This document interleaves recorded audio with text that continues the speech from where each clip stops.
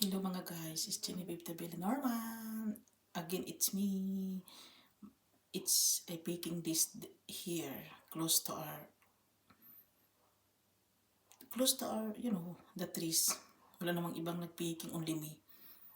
Kahit hindi ko maintindihan kung naguluhan na ako sa mga pinagsasabi ko, basta I can pick. Yung bang may karapatan akong mamitas. Kasi, as what I told you, there is Alimans written here. Alimans written. Yung may karapatan kang mamitas. May karapatan kang manguha ng mga prutas nila, mamitas, yung mga ano nila, yung mga blueberry nila. Kasi kusa lang kasi silang tumubo eh. So, ako, Pilipina man ako, tapos I'm already living here, citizen at all, because I'm 21 years old living in here, stay. May karapatan ako guys. Walang pwede sa aking manumbat.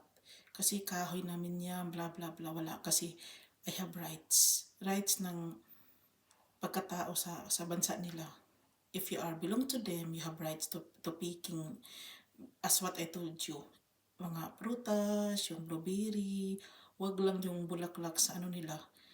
Wag lang din yung mga prutas sa mga bahay nila. Yung sa outside lang. Yung bulaklak at saka yung mga prutas nila outside in their house, no. Bawal. Pero outside, not inside. Okay. Kasi may rights yung mga tao. Wag lang sa ano nila, sa garden nila.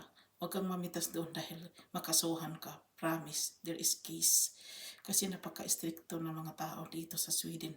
So stricto ba guys? String sa Swedish term. Guys, dito na lang ako. It's cherry. I don't know kung wild siya or hindi siya wild. Naguluhan na nga ako eh.